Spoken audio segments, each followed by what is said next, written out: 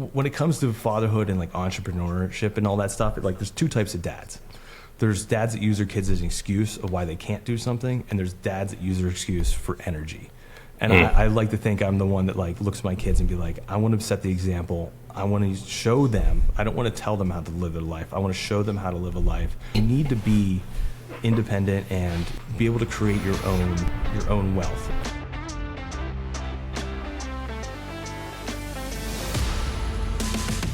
Are you ready to become the dad you were meant to be? Good, because this is the Epic Dad Legacy Podcast, where imperfect actions are better than perfect ideas, promises kept are more important than promises made, and nothing happens unless you make it happen. My name is Drew, father of three, the founder of the Epic Dad Company. My mission is to help dads up their game and become the husbands, fathers, and men they're called to be. We need epic dads now more than ever. And it is your responsibility and obligation to become the best father you can be and show your kids what is possible. Listen in for weekly tips, strategies, and actions you can take to go from average dad to epic dad. Thanks for listening. Now let's start the episode.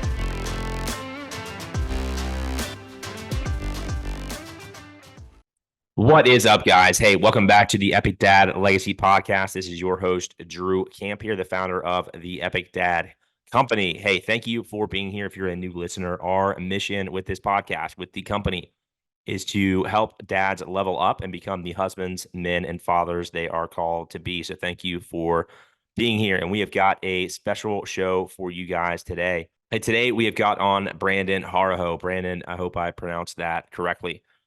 Brandon is the husband, father, and co-owner of the Montana Knife Company. And I really love Montana Knife Company, not just because they make tremendous knives, but really because of the values they stand for. And in today's day and age, it's easy for brands and companies to sway with the wind, changing their values to try to make a quick buck. But it is much more difficult to plant your flag into the ground, state boldly and courageously what you stand for, and to build a true culture. And in today's episode, Brandon and I talk about how Montana Knife Company built an incredible and authentic brand and lessons you can implement into your own life as a father. We talk about the importance of tradition within our families, how a dad life has been going while being at the helm of a massively growing brand. And we also talk about important lessons he is teaching his kids along the way. All right, guys, I hope you enjoy this episode with Brandon. Let's hop in. Brandon Horoho, right? From the Montana Knife Company. Did I get that, or did I totally fuck it up? It was pretty close. It's honestly closer than most people get it. The last name is pronounced Horoho. It's an old Horoho. Okay. No one gets it. Yeah. Well, dude, I'm pumped to have you on, man. Been following the Montana Knife Company for I don't know when you guys first started kind of popping up on my feed, but. Love what you guys are about, love the brand, love the mission, obviously love the products. And so thought it would just be awesome to come on, man, and just chat about really like the state of culture that we're in our country, and then really how, you've transitioned and becoming a father and business owner, and kind of how you're taking those lessons learned from the business world and making them practical for dadhood too. So pumped to have you here, man. Hell yeah, no, I honestly, I really appreciate you having on. And this is honestly a subject that I'm excited to talk about. It's something I think about a lot, but aren't very vocal about it. And, I think in this day and age, like being a dad and an entrepreneur at the same time is probably harder than it's ever been. Like I said, it's just good to have a conversation about that. Yeah, for sure, man. Well, for folks that don't know you or don't know Montana Knife Company, can you give us a little bit of recap on one, just on the company first, and then two, kind of like what's your role, how'd you get started, stuff like that? Sweet, yeah. So Montana Knife Company, so we're 100% American-made hunting knife company. This year we're actually going to be dabbling into culinary and getting into some of the tactical side of things too. But honestly, the company's only been around officially for 3 years, but we also say it's a 30-year overnight success. My business partner, Josh, who we started the company together with, he started making knives at the age of 11. Really? He became a journeyman at the age of 19. I'm sorry, a master bladesmith at the age of 19. And then all through his 20s into his 30s, he became one of the best knife makers in the country, if not the world. Making knives for sheiks and princes and like celebrities, and but the problem is that he still always loved making hunting knives, And it was really hard for him to make a hunting knife and to justify the price if he's doing this big custom Damascus knife with gold inlays and stuff like that. So, but he's always wanted to do a knife that he can, give to hunters that are going to go out in the field and get it bloody and banged up and nicked and, all that stuff. But you don't want to take one of his custom knives out because it's literally a piece of art. Like his knives will be sitting in a museum, in 300 years when we're all gone. So that's kind of like where, the idea started was like, hey, how can we make that quality knife without all the frills of the custom work, but actually it's the best usable hunting knife in the, honestly in the industry. So 3 years ago in 2020, going on 4, Josh, started putting together some prototypes, all that stuff. He met me through some mutual contacts, at Sorinex. There's a Yeah, I know Sorinex brand. Mm. Yeah. So there was a really cool outdoor event that they hold that's like invite only, and we got connected through there. And then honestly from there, it just, I had the skills that complemented Josh. Josh is really good at manufacturing. He's really good with people. And then on my end, my background's in marketing. That's all I've ever done. That's all I've ever wanted to do. So, I kind of got thrown into the e-com world, 20 years ago, and just 20 years of experience, helped me launch MKC, what it is today. So, we launched in 2020, honestly, peak COVID. Like I'm talking peak COVID when everyone is telling us to like, hey, this is probably not the best time to start a company, and even worse, we're trying to do it American made. So all of our supply is within our border of our country. And honestly, the first thing that got gobbled up when all of the supply chains got was all the tool steel. So we had no steel to even buy to make knives. So the first year of MKC was literally just me on Instagram just kind of bitching that like, hey, we don't have steel, but we're going to have it soon. It's going to come in. We'll make more knives, because we were going, 2, 3, sometimes, sometimes like 2 months in between without knives on the website. So, but that, us, and we built the company very transparently, like out in the open to the public. Like, this is how we're doing it. Like, guys, like, we're literally building one drop. We're taking all of that money and buying more, and then buying more, and then, growing it, growing the drops as we went. And then, honestly, I'm kind of giving you a long-winded answer to the little history, but then, 2021 hit, we started picking up more steam, and now 2023, we had an amazing year. Last year, we started the year off with 12 employees. Now we're up to 55 employees. Wow, that's really fast growth. Yeah. Absolutely. Yes, absolutely insane. So we've had insane growth in the past 3 years. But man, I wouldn't change a thing. It's just been an absolute like wild ride these past. Yeah. Where are you guys headquartered out of in Montana? Yeah, so we're right outside of Missoula, Montana, in a small town called Frenchtown, Montana. So. Okay. Yeah, I've got a buddy that lives in Montana. So I was in the military. So one of the guys I was served with was a guide out in Bozeman for a while, and he works for Stone Glacier now. Yeah. So I've got their jacket literally sitting right here. It's like my favorite one. But so I've been up to Montana a few times, up to obviously to Bozeman to visit him, and to like the Whitefish, Kalispell area.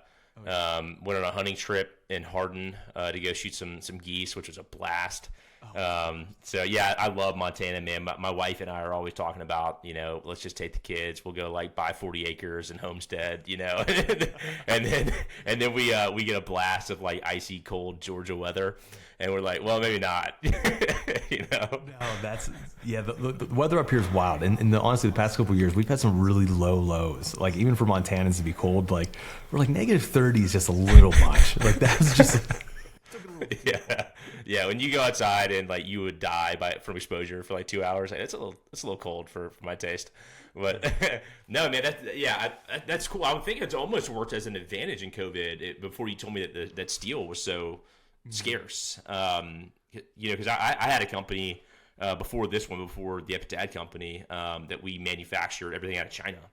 And COVID, I mean, obviously just total disruption, during that, like I ended up having to shut the company down. And I was like, man, we've got to take a step here and be like, how can we get things locally made or locally sourced, right, where supply chain is not going to interrupt it. But it sounds like steel was hard to come by. Yeah, it definitely the supply chain is always tough.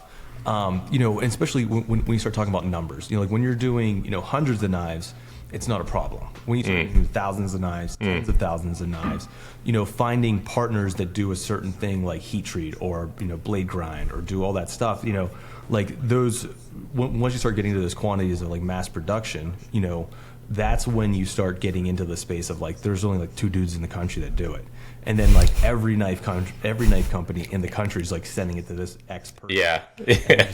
And then you're in a wait list. So there's a lot more supply chain constraints inside the United States when you're not doing everything in house, because there's like there's certain things like we'll never do in house, like our heat treat. Like that's a giant oven that they literally like, when they're not heat treating knives, they're heat treating, like snap-on tools, and, like hundreds and thousands of units at a time.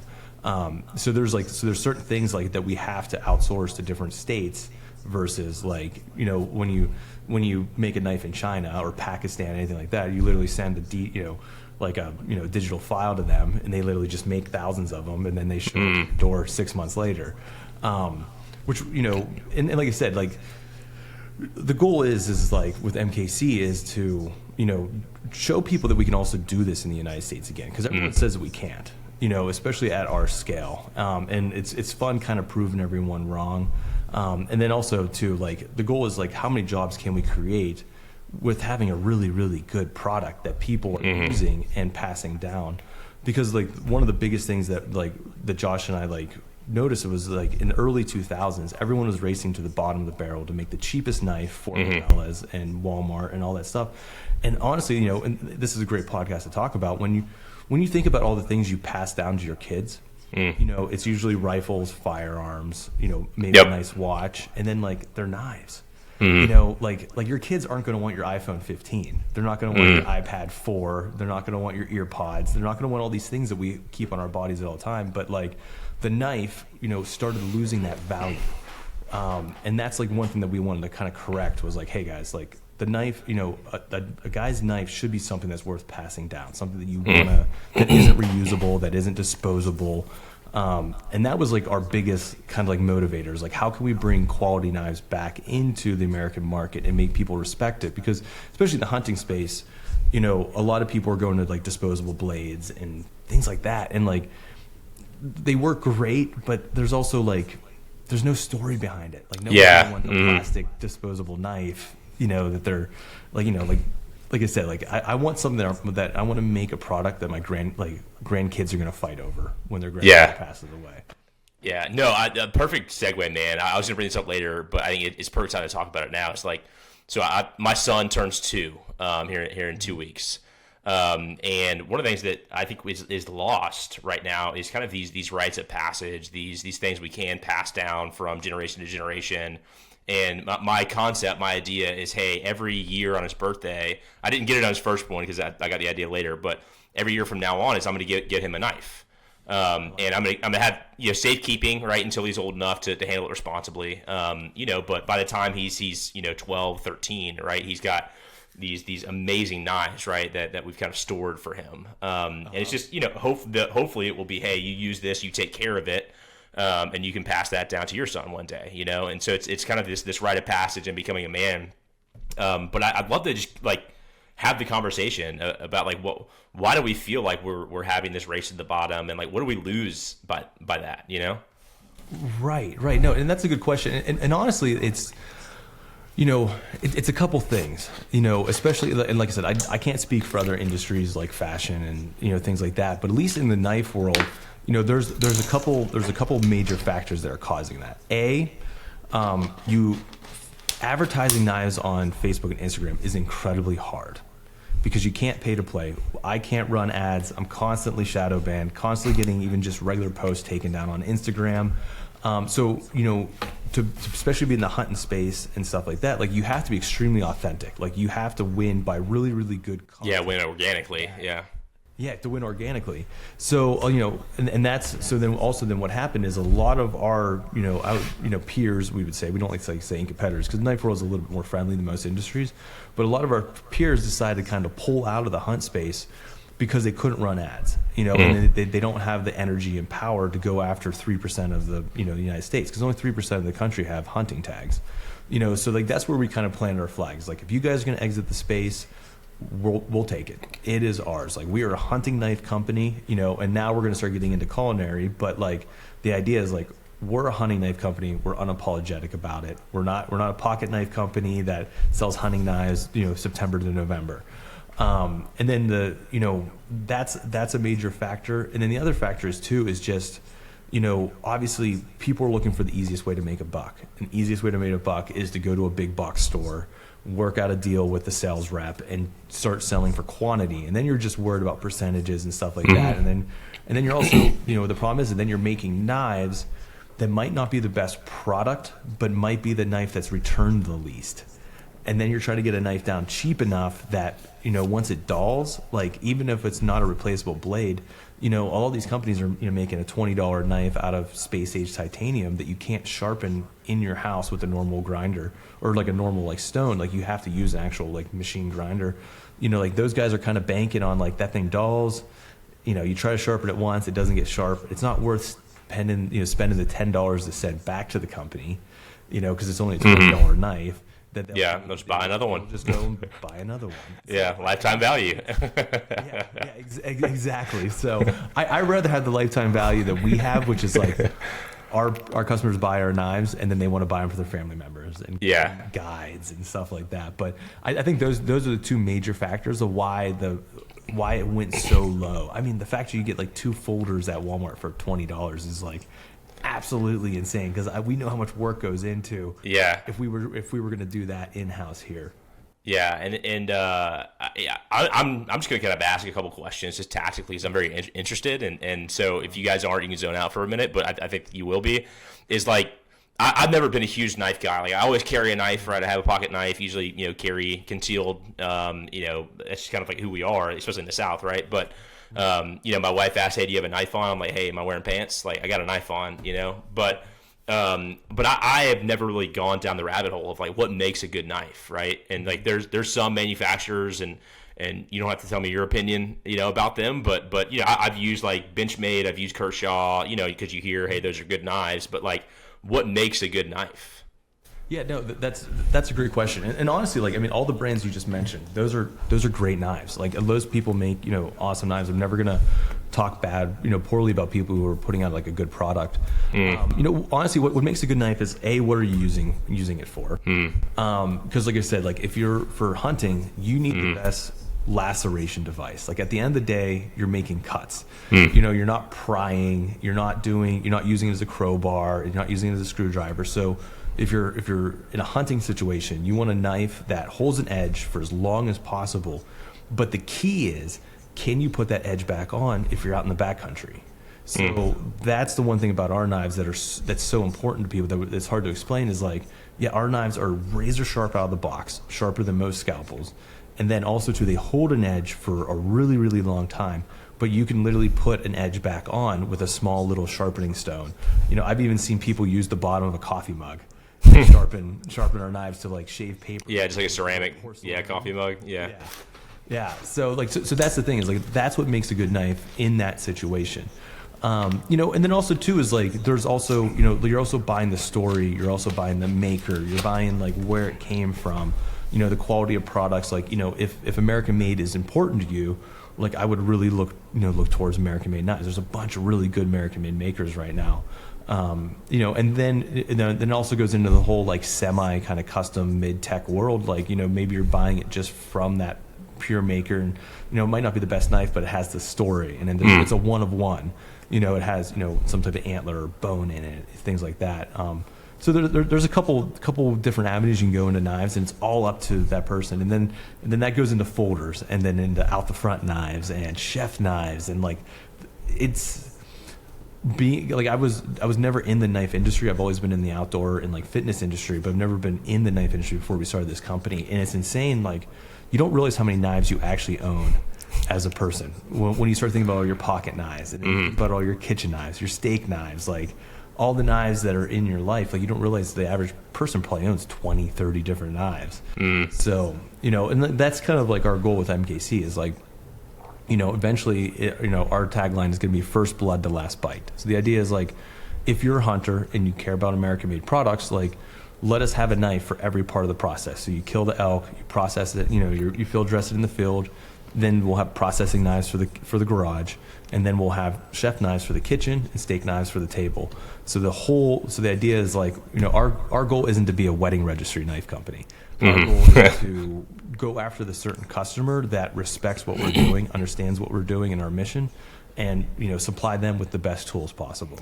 Yeah, I love that too, man. I think about the customer journey from beginning to end, right? And because I want to dive into some marketing stuff too, because that's my world, and just some free chicken for guys that maybe own a business or something, right? It's just, hey, how can you look at the customer life cycle from when they first start, and what are the pain points they're going to have all along that journey, and how do you solve for those, right? It's not about what's trending in the market or anything. It's like, what is the pain point and how can you solve for it, right? So you guys are talking about, hey, somebody is a hunter, like they need a great hunting knife, right? And then what happens when they kill a deer or an elk? Like they're gonna have to dress it, right? So let's solve that problem. And so you kind of go down the line and solve problems. That's the same thing that we do with our supplements that we launch for Tedco, is try to solve a pain point for a dad, right? That's like specific for a dad in their fitness and wellness journey, and like let's solve that. And that way you're not having to think about like, oh, are my customers going to like this? It's like, well, I know intimately who my customer is and what their journey looks like. And so I know that they're going to need this, Right. Yeah. Well, tell me, like, were you always a hunter? Like, is this just, kind of inbred for you? Is this something you had to learn or tell me about that? Yeah, so I actually got into hunting itself a little later in life. I mean, like in my mid-20s versus like a kid. But I grew up in the Appalachian Mountains in Johnstown, Pennsylvania. Okay. I was just always around firearms and stuff like that. I was pretty much raised by my grandfather. He was a little bit older, so we weren't going out hunting. Let's just put it that way. But not until I actually got into my like mid-20s, I actually met my wife, and my wife's my father-in-law. He's a huge hunter. And he got me into it. It was just, kind of a funny story. Like the second time I met my wife, we literally got off the plane, and he's like, "You're coming to the cabin with me for 3 days." I think it's like, oh shit. Yeah. I think his way to figure out like, oh, you might be sticking around, but let's see if I can make you quit. So like, the first hunt I've ever actually did was like, my father-in-law grabs me, like we go out to his horse pasture. We get 3 horses off the horse pasture. We go get them shoed. We drive up into the mountains, into the cabin. We spend the night there. First time I ever rode a horse in my life was 3 a.m. on the most snowiest morning possible. I couldn't even see the hand in front of my face. He took me down cliffs and up mountains and all this stuff. And, we were successful. I killed my first buck. We packed it out. But, like, it was really funny. Like, that's my first, like, hunting. I wouldn't want it any other way. I think I earned a little respect during those 3 days there. And ever since then, been absolutely hooked, which is funny because my wife, my wife and I, we met on the East Coast, and that time I had a very corporate job, shirt, tie, clean shaven, and now she's like, great. I thought I was getting away from mountain men, and now I have a dude with a beard who owns a hunting knife company. So we always joke about that. No, that's awesome. It's something I've always wanted to get into and just never really have, like whether it's on time with kids, young kids, which we'll talk about. Because it takes a lot of dedication. Even if it's just for, hey, I'm going to go sit in the stand. It's like, you could go do that, right? But there's so much prep work that goes into it if you actually want to be successful, that you just have to dedicate the time to. So it's something that I'd love to get into. I'd love to do some hunting out west for sure. And I've gotten a little bit into bow hunting here recently. I haven't killed one yet. I drew on one and scared it a couple of years ago, and then I took my daughter hunting for the first time this year. We saw a couple of does walk in front of us, and I had my bow, but I was like, we're just gonna watch them, and give her an awesome experience of being out in the woods and being that close to an animal. And so, man, I love it. I think it's a lost art, that. Same thing we were talking about with like making a good knife, right, or making a good product. It's like there's a lot of work that goes into it, that people don't realize. Absolutely. And the thing is, like, getting your kids involved in hunting is so important because, like, right now, like, there does seem to be a massive hunting boom. Like, like we're seeing it more, in media, and we're seeing a lot of people getting into archery and all that stuff. But, like, I don't think those 30 to 35-year-old, 40-year-old guys who are getting into, like, backcountry archery are covering the gap of kids not starting off hunting. in their early, 10, 11, 12 years old. Here in Montana, like we're seeing record low, hunter education, classes and stuff like that. So, getting your kids involved in hunting is like, honestly, the only way that we're going to be able to pass this tradition down. And just like we want it to all be good memories. And like, I'm the same way with you. It's like, I've taken my two daughters out, a couple of times, but it's more to have fun. Yeah. It's not really hunting. You're just, yeah.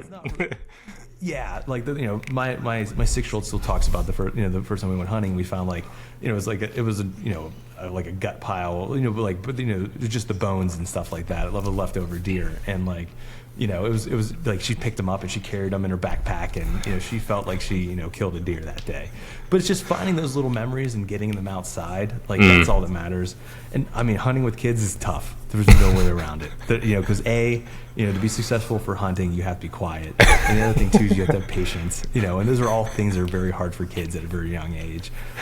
So I'm always like very proud of people who get their kids hunting, and being successful at very young ages, like 10 and 11. Like, it's pretty cool to see that happen. Yeah. Well, talk to me about building the brand, right, around hunting, around these things where you can't even post on social media around it, right? Because we had this kind of certain culture, this certain society, that they want to run down to Ingles, or Publix and pick something up, but they don't want to have visibility into it, right? So we kind of demonize, hunting in a way, as it's violent. It's something that we shouldn't do. But yet you guys have been extremely successful, in marketing that and messaging that. So like, tell me about like, how have you done that? And like, what has been the acceptance from, culture, and how have you guys built such an awesome brand in such a short period of time without those external factors? Yeah, definitely. No, and honestly, like, this is a great question, because it's something that we take a lot of pride in, because like the whole thing is like, how do we be a respectable hunting company? Like that's the one thing we always say, because we've core values of being respectable, valuable, and so the idea is like, with us becoming one of the largest hunting knife companies in the country, and then we're also starting to bleed over into mass everyday use and stuff like that. There's a certain responsibility that we are the stewardess of what hunting looks like, what conservation looks like. So the idea is like, just honestly, like our goal is to kind of avoid all of the bad stereotypes of hunting. We really don't post a lot of grip and grins.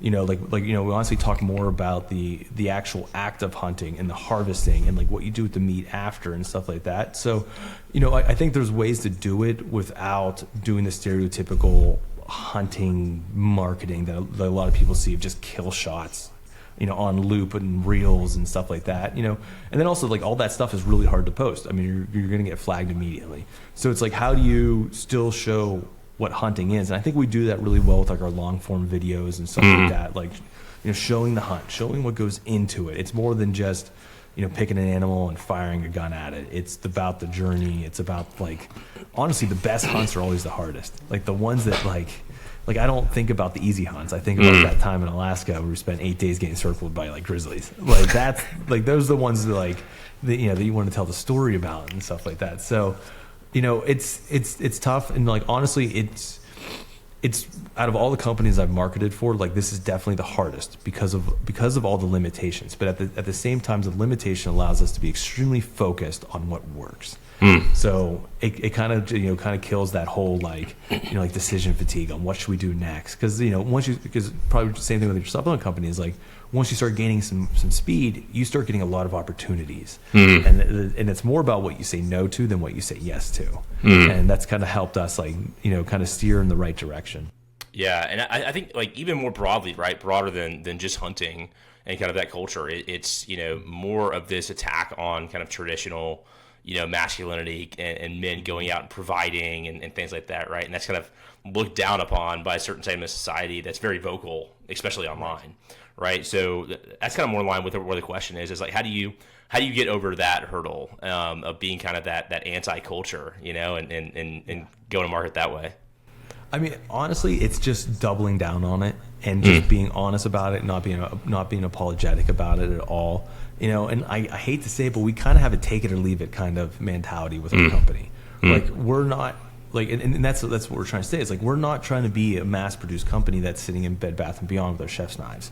Like, we're not trying to be in a space where that's not welcome. Like, we're trying to curate our own people that have very like-minded, opinions. So that's the one nice thing about, how social media works now, is that like people kind of get to pick and choose who they follow versus like, us just kind of shoving it down their throat with the Super Bowl ad, like that's, I think that's the biggest thing like that we do, because like obviously, there's stuff that's controversial, about like wolf hunting and, cat hunting and, mountain lions and bears and stuff like that. Like people just who aren't in the hunting space don't understand predator management and all that stuff. So it's, like that stuff's like always touchy when we post it, but we always try to educate them.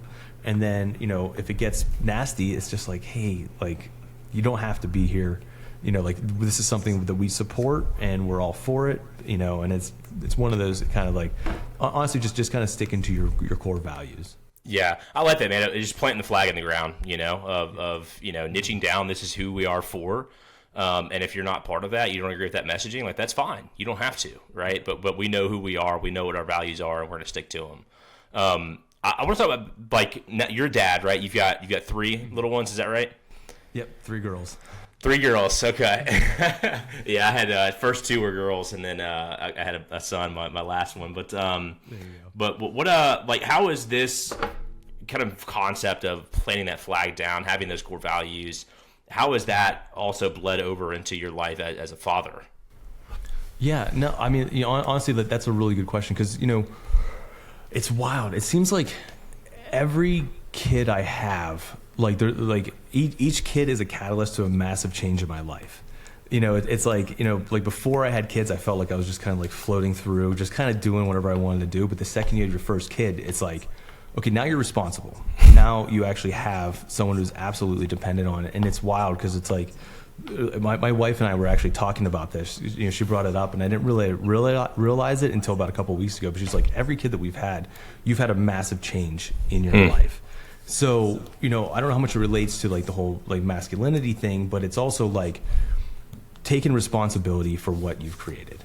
And that's I think that's like one thing that we're doing here at MKC is like we're taking responsibility for what we're creating, we're sticking to our goals, we're sticking to our values, and that's the same thing with like our kids and stuff like that. So it's wild. Like the first kid I had, I was like, okay, now I need to be responsible. Like I need to take my own like financial future into my own hands and have 100% control of it. And that's when I kind of quit the 9 to 5, started my own company. I had this marketing agency and all this stuff. And then like literally, I had my second kid, and then I was like, oh, this opportunity with Montana Knife Company pops up. And then like, boom, second kid. And then third kid is like, okay, now like honestly, it's like almost using it as a motivation of like, no, let's grow this company. Let's do something. So I always, it's one of those things like when it comes to fatherhood and like entrepreneurship and all that stuff, like there's 2 types of dads. There's dads that use their kids as an excuse of why they can't do something, and there's dads that use their excuse for energy. And I like to think I'm the one that like looks at my kids and be like, I want to set the example. I want to show them. I don't want to tell them how to live their life. I want to show them how to live a life, And then like my big thing is like, how do you become independent, from corporations or families or like all that stuff. But like you need to be independent and be able to create your own wealth kind of deal. Yeah, no, I love that, man. Resonate with it like 100%. I think my journey is a little bit later on than yours. Like my background, right, comes from corporate America too. I'm sure we can talk offline about it, but going up the ranks in big organizations, making decent money, right? But the whole time kind of having this entrepreneurial bug, as well. But same thing, being like, well, I'm a dad, I have to be responsible, I have to pay the bills, and stuff like that. But then when COVID hit, it just like turned my world upside down in a number of different ways. But one that was very eye-opening was just, my schedule was basically leave my house at 4:30 in the morning, work a long day, commute back. I'd probably get home around 7:30, and then kids have already had dinner by that time. And so I'm giving them a bath and putting them to bed. Right. And like I was very, present at that time, right, with the kids. I didn't have the phone, but but didn't realize how much I was missing, like literally missing their entire life. And then, all of a sudden it's work from home. And I was just like, dude, I'm literally missing their entire life, and so that was a huge opener for me. And that kind of started me down this journey of like, okay, there's a lot of things happening in the corporate space and kind of the social and political sphere that I don't agree with. And I want to have that autonomy to be able to say no to certain things that don't fit within my value set. And then also, I'm just missing my kid's life, right? So I want to start setting up my future to where it's gonna be around family. It's gonna be family first, and then it's gonna be what can I do that supports that. And so that was a big shift for me, and I'm still on that path. Like I just jumped in full time this year, into kind of full time business owner. So a lot of growth there that hopefully we can stay connected. I can learn from your journey. Oh hell yeah, and that's like. Honestly, like that's like, obviously I love marketing, social media, and I love talking about it, all that stuff, but there's the hustle culture, man. Like it really like, I'm trying to put out, like they hero-nize like the early 20s, like there's early 20 like entrepreneurs, like, hey, I slept in my office and I spent overnight, and I've worked 72 hours straight on writing code, and like and I'm skipping the club and I'm doing all this stuff, but like there's not enough emphasis on the mid-30s guy with kids trying to start a business. You do not know how hard that is. Like the amount of barriers that you have that once you have kids and you actually care about your kids and being in your kid's life. Like cheers to the dudes that are out there, grinding literally, that are waking up in the morning, going to the gym, eating breakfast with their kids, putting a full day of work, coming home, spending time with their kids, and then probably sitting back down at the laptop for another 6 hours until 2 a.m. Like that was kind of my life for a long time, because like just like with you, trying to get out of the 9 to 5 and finally feel like I have a like a bank account that I'm able to pull the ripcord on. And again, like I think about that all the time, is like there's just so much glorification of the hustle culture of early 20s kids, but no one's talking about the 30 to 35-year-olds with 3 kids that are leaving a comfortable life to have a great life. I love that. Because you are actually sacrificing something. A night at the club, that's always going to be there next Thursday. It's going to be there next Friday. But the first time your kid walks, that's the first time your kid walks. You miss it, you miss it. It's not going to come back. So like I think about that a lot, and it's something I want to like. It's just like there's not enough kudos and cheers going out to guys that are like, because that's the biggest thing. Is like anyone can start from nothing and grow to a little bit, but when you're comfortable and you have security, like the jump out of that into something bigger, like that's where it takes real guts. Like that's where it takes real discipline and all that stuff. And then to do it with a family and to keep that family, the whole family structure to go. Because like that's one thing that's not talked about enough too, is like, when a dad starts a company, there is still pressure on the wife. No one talks about the wife. Like that's a lot of pressure, especially if she's earning too at the same time. Like it's nuts. Like I said, I'm going through this right now, especially with 3 kids, and it's like you just don't. There's not enough people talking about it right now. Mm-hmm. Yeah, and I think how old are you? I'm 37, I think. All right, yeah, same age. Yeah, same age as me. It's funny, man. I think like our generation, was brought up on kind of this false belief, right? Of you need to go to college, you need to get a job, you need to work your way up the ladder, you get the golden Rolex at the end of 40 years, but that like doesn't exist anymore. And we fell into that trap. And we I think, like I said, COVID, that kind of time period, 2020 to 2022, just opened a lot of eyes for people our age. But like you said, it's not like we're in our early 20s and don't have anything to lose. It's like, dude, we got a lot of shit to lose, man. Like, I got a freaking family, I got a house, mortgage, I got cars, I got bills, I got all this shit, and I got a nice job that pays me just to show up, right? But I want to have a better life. I want to show my kids what's possible. And so, like, you've got to work your way up to where you can make that leap at some point in time, or else I think you're going to live a life of regret, Yeah, and like honestly, like a lot of people talk about like how hard working up to that spot, especially with like, because you just can't quit. No. Go start a job. Like, it's nuts. And like, and it's one of those things too, is it kind of goes back to that hustle culture. Like, you might not have a morning routine. You might be sleeping in, as every single minute might count towards waking up, and then, eating breakfast with your kids, going to work, coming home, and then like maybe working until 2:00 in the morning for 6 months straight. Like, honestly, like that's what I did to get out of the rat race. And it's like you kind of have to sometimes sacrifice, the biggest thing I'm going through right now is like, I used to work for a fitness company, and I used to work for a supplement company, and I used to share an office with like Miss Olympia. So like my fitness was always pretty dialed in just by like osmosis. Like, I just don't want to be a slob in the office.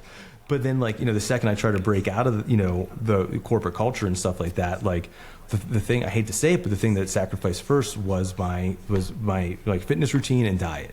Just because like it was like, hey, the thing I care about the most right now is like my like growing this company, and then also my family, and then and I'm kind of becoming the person I used to market towards when I was selling supplements and stuff like that. And I'm like, I'm that person now. Like, now I'm pulling myself out of like a deficit, and it's been a fun journey these past getting back in the gym and stuff like that about 9 months ago, and kind of feeling like my old self again. But it takes a lot of time, a lot of prioritization, and just and scheduling. Yeah. Like we have these 4 pillars inside the company. It's your body, your relationships, your mind, and your finances. And like, depending upon like what season of life you're in, like, you're gonna have to get more focused to each one of those. Right. Like what we preach on is basically, hey, don't let any of those pillars go to zero.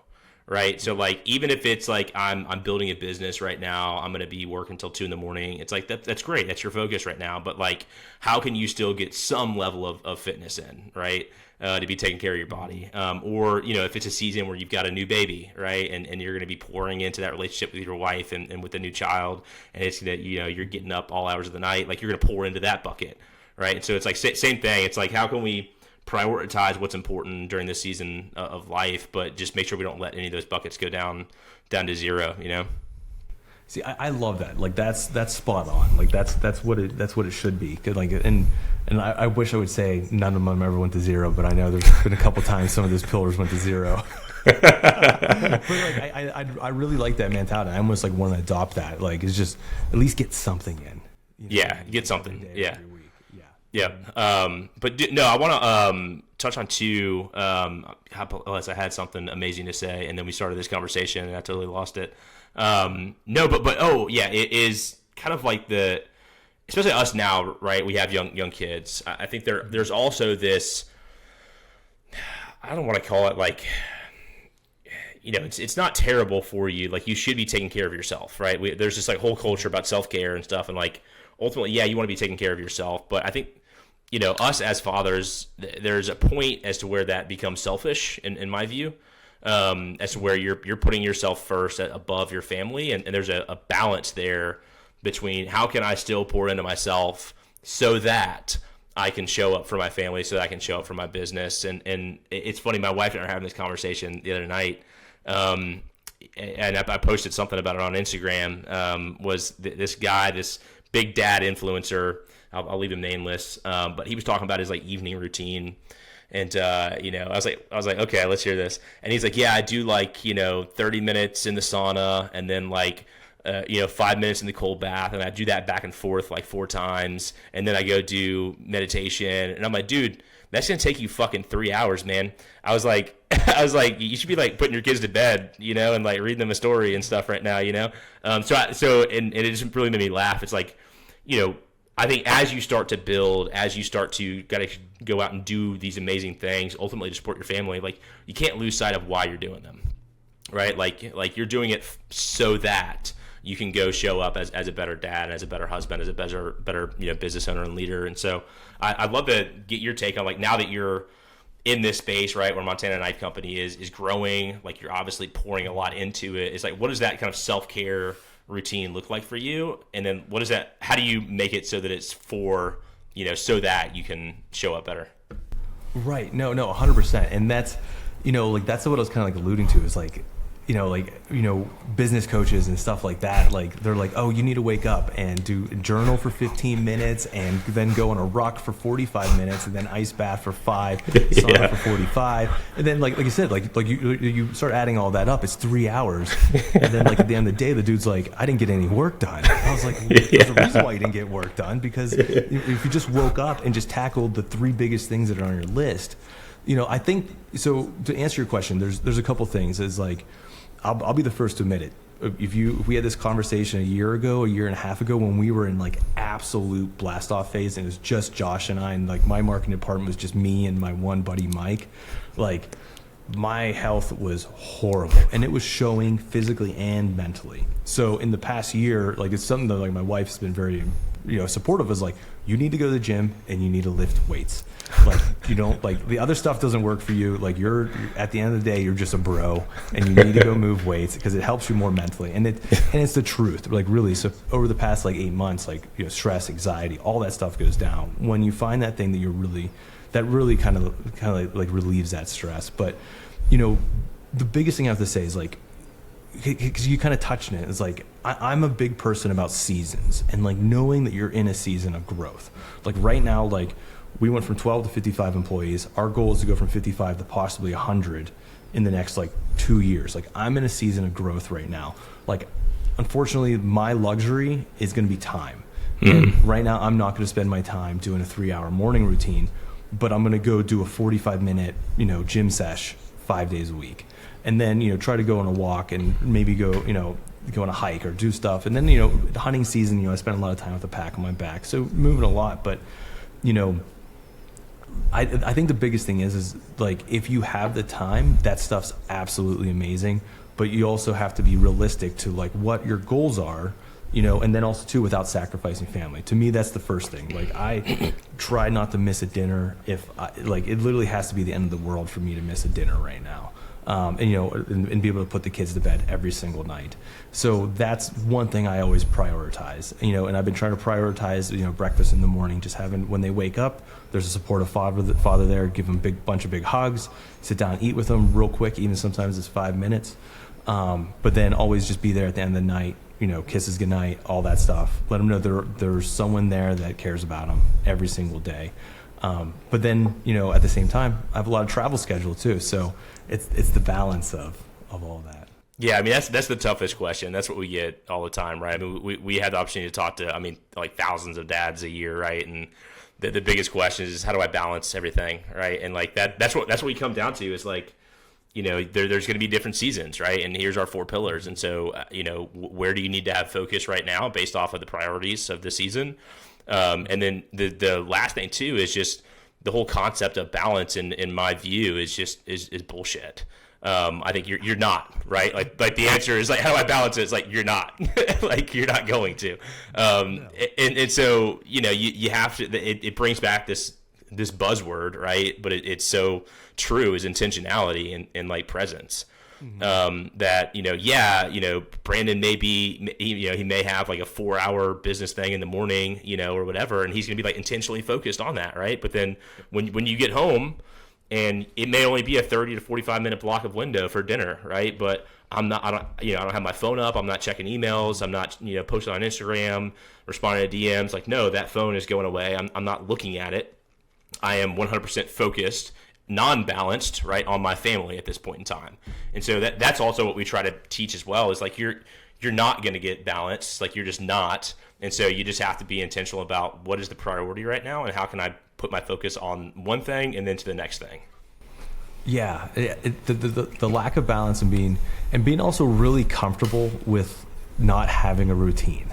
Like, I see a lot of guys get caught into routines, and then the second their kid wakes up sick, puking all over the house, the dog is sick, car broke down, like something, like, like you can't let that, like me not getting an ice bath in the morning ruin your day, or like, not being able to make it in the gym in the morning ruin your day. Like, so it's like, that's the biggest thing, is being comfortable with, also just, that's the thing with kids, is like, you want to talk about throwing, curveballs. Like they're the kings at throwing curveballs, man. Like you never know what you're gonna predict or who's gonna be sick, or it's gonna take 30 minutes to get in the car versus 10 minutes to get in the car. Like so, it's just being super comfortable and just kind of like sitting in the moment and just like, no, this is how it's gonna be, and there's no changing it. You can't.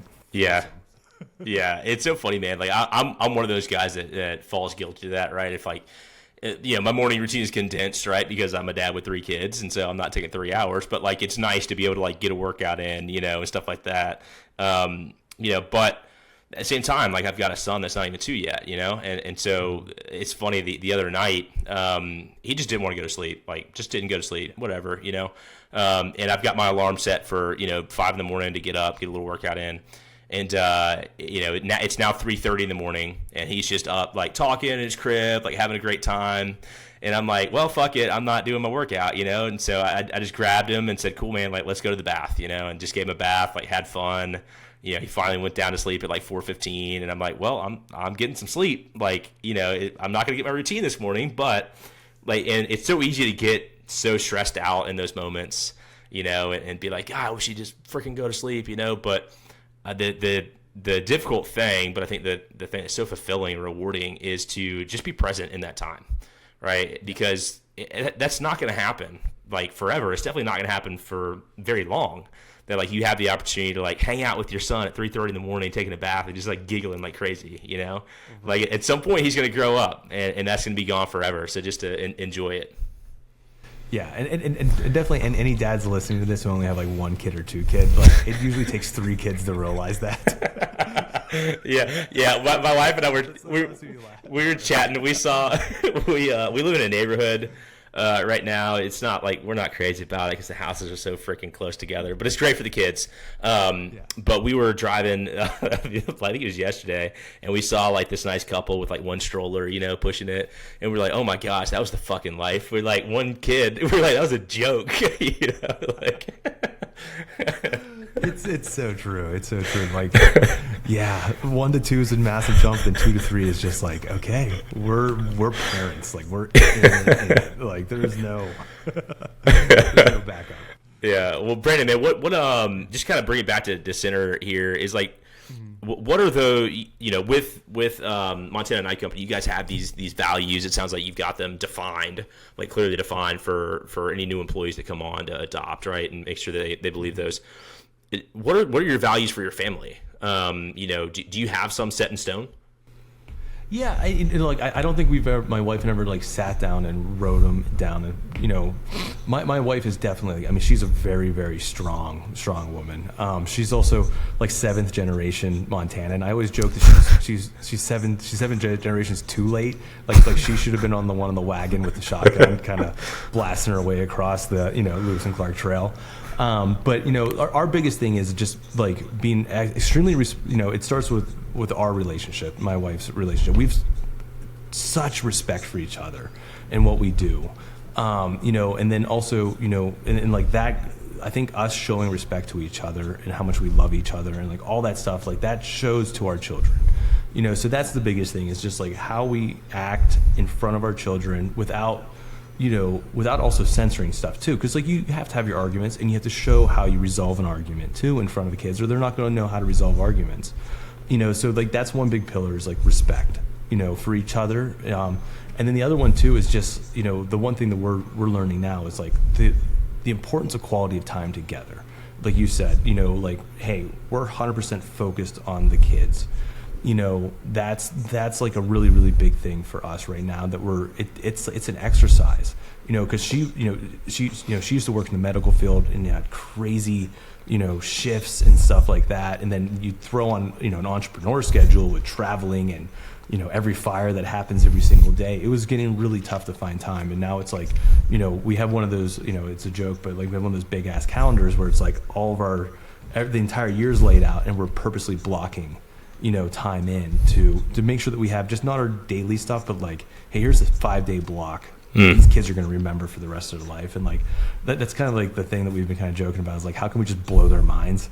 And like, that's the goal. So, but that's a big thing. And then 2 is just, with the kids only being 6, but like we're trying to be conscious of like teaching them how to be independent. How that's a very important thing to my wife. She's a very, very independent person professionally, and all that stuff. And like I want to make sure that's getting instilled into all of our girls too, that like they can be independent as much as possible. They don't need to be dependent on a guy. They don't need to be dependent on a company or anything like that. So it's like, I'm trying to figure out how to instill that like. Sort of that entrepreneurial bug that's in me, and then you times that with my wife's, her like, professionalism, and she's actually just way smarter than me. So like, if we can get some of her brains in my like guts, it might probably be a good mix. Yeah, it's so. I mean, being a girl dad is so incredible. It's amazing, but it's also very challenging because you have this balance, between trying to be the protector. Versus knowing and understanding that at some point in time that you're not going to be there, right? They're gone. They're out on their own. And so you have to instill that confidence. You have to instill that, kind of boldness and courageousness into them while still knowing, that or while still hopefully letting them know that like you'll always be there for them. Right. But, so that's the hardest balance for me. Like I've got 2, 7, and 5. And that's the hardest kind of balance to strike there is, I know I want them to still curl up in my lap when they're 35 years old, and hug on dad, but hopefully they're out there dominating life at that point in time, and don't need me. So that's always a tough balance, man. It definitely is. It's wild. And, I've always, it's kind of like I've also had this, kind of talking about values and just like things you're passing down. We talk about knives and things like that, and like I always kind of felt jealous of people, who are ranchers or farmers or dads who had these like traditional skills of like passing down and like seeing, like watching my father-in-law pass down his skills of being a contractor and how to build a house to his sons and stuff like that. And then, for us, for marketers, it's like, what are we going to pass down? Like how to run an Instagram account, but like. I really think that we're starting, like, I think especially you and I, like we have a skill that we should be teaching to our kids at a younger age. How to set up a business, how to be independent, how to look for opportunity. And it's almost something I've been kind of like playing around with of like, hey, like would it be crazy to go set up an e-com store for my 3 daughters and and start playing around with business timelines that I'm not dealing with, that I don't get to deal with like right now. Like right now we had massive growth in 3 years, like absolute insane growth that like I've never seen back in any company. But like what if like I'm not looking to make the first X amount like benchmark for 18 years. Like the whole goal of it is to go through the process of building a company, possibly developing a product, and maybe the product changes with what they're interested in, but it's something I've been really wanting to do because I think it's fun that they can learn, and then it's also something I can pass down, and hopefully some of that sticks. Maybe they want to turn 18 and become a teacher. Totally cool with me, but like I would love to see them be their own little independent entrepreneur. Yeah. I mean, you want them to know that there's options out there, right? Like you don't have to go down this path that everyone tells you have to go down. That there are other ways, right? And I think that's huge, man. Of setting up a business, like we've always talked about, and we'll actually do it this summer because they're old enough now to do it. Is to set up a lemonade stand, just for the neighborhood, right? But like I'm an entrepreneur. We're going to go one step beyond just having a lemonade stand. And so what we're going to do, the plan at least, is have a lemonade stand. It's all about location. We'll make sure it's in a good location. But we're going to set up a subscription service for them. So we're going to go deliver mason jars of lemonade all across the neighborhood, and then go pick up the jar at the end of the week. We'll give them a new jar. And so that they get a subscription model, so I can teach them about like recurring revenue and, just like, but and it's no fault like of my dad or anyone's father. Like they were doing the best they could, but like the path for me was always go to college, go get a job, and I just had no idea about like what opportunities existed, and ultimately like other ways to go make money and to be autonomous, And so that's huge for us in the Camp family too. Is like I just want to teach them that they can go do whatever they want to do. They don't have to be beholden to some other people's opinions or some other people's values. It's like you can go create, Yeah. No, and that's absolutely huge. And like I grew up in a very, it was a little rough town, Johnstown, Pennsylvania. I think there's been a couple songs. I think Bruce Springsteen even sung a song about how hard it was growing up in the town I grew up in. And like you also, like, I didn't know what a successful 27-year-old looked like. Because it's literally like, it's either you stayed there and you got a job and you're miserable, or you went to college and you left. There wasn't like examples of like entrepreneurs of, so we had I had a very basic, just like you, a very basic construct of what success looks like. It's either a doctor, a lawyer, or, you climb the corporate ladder. I definitely didn't have the brains to be a doctor or a lawyer. So it's like, that was the same thing for me. And, I climbed that, up until my 30s and stuff like that. But I guess like what we're trying to say is like, we just want to show the options. Here's every option possible, and learn them now instead of learning them in your 20s and 30s. Yeah, 100%, man. I think the more we can expose our kids to that at an earlier age, the faster it's going to set in, But dude, so like, what's on deck? I mean, you guys said that there's a lot of growth planned for you, going into culinary, potentially. But what's on deck for Montana Knife outside of that, and then what's on deck for Brandon and your crew? Oh, I appreciate it. Yeah. So, I mean, for Montana Knife Company, the biggest thing is right now is ramping up our manufacturing to meet our demand. So all of our emphasis, for anyone on the exact level is like, hey, how can we support manufacturing? How can we make enough knives to actually meet the demand? It's an amazing problem to have, and we're not complaining about it, but it is something like, it takes a lot to tool up. We ordered, 6 CNC machines, we have 2 or 3 engineers on staff now, and like, it's becoming a full-fledged like company. So that's the big focus for 2024 is ramping up manufacturing, but then also too, like I said, like we're expanding into culinary, and then we're going to be expanding into military and tactical this year too, and then hopefully 2025 is the year that we start getting into like folders and like knives with mechanisms and stuff like that. Once you start getting into moving parts, that's a whole nother monster outside of what we're doing right now. So those are 2 things that like we're the most excited about. And honestly, for me, the biggest thing is like right now, this season's all growth for this company. So all my focus right now is on this company, and trying to remind myself to have as much as fun as possible, even though on some days it could be the most stressful thing ever. Hopefully plan out some cool hunts for this season, and then, like I said, plan out some cool vacations and stuff for the kiddos. Yeah, very cool. Well, Brandon, dude, thanks for coming on, man. I think it's awesome chat. Wish nothing but success for Montana Knife, and then for you, as well. And so hopefully, you guys got a lot of value from the convo. Yeah, I appreciate it, man. This was a great talk. I said this was a little bit different than what I'm used to talking about, and it's I care about this stuff a lot too. So it's really cool. Yeah. Well, where's the best place for guys to find you, to reach out to you, to connect with you? Yeah, definitely. And, I'm very open about that. So my Instagram is Brandon_Horoho. It's just my name. And honestly, my email is just Brandon@MontanaKnifeCompany.com.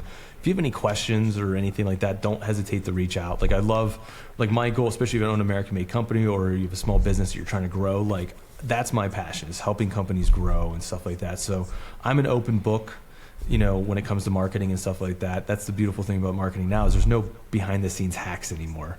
Like, everything that we're doing, you're seeing it. Like, if you don't see it, it didn't work. So yeah, so don't hesitate to ask any questions. So yeah, well, awesome, man. Well, let's definitely stay connected, man. Stay in touch. And guys, if you got any value from this episode, do me a favor. 2 things. Like, one is leave us a freaking comment or a review or something. Because we don't run ads in the show, right? So the only way that more people are going to hear this message is by you sharing it, right? That, and then the other thing is to share this with a dad in your network, because fatherhood is freaking tough, man. It is, and we try to shoulder this, alone and not talk to anybody about anything because want to be lone wolves. But like, you never know what another dad is going through in your network. Like, they may look like they're killing it, they're having an awesome time, family looks great, but like, they may be fighting these demons on the inside, that you have know nothing about. And so just the act of like you sharing this show is going to open them up to this message, this message with Brandon, the message with the Epic Dad Company that they may need, right? And so that's the other ask, is just to share this episode. And with that, man, we'll let you get out of here, Brandon. I appreciate it, man. This is all right. Again. Absolutely, brother. Absolutely. All right, guys. Well, hey, we will see you on the next episode.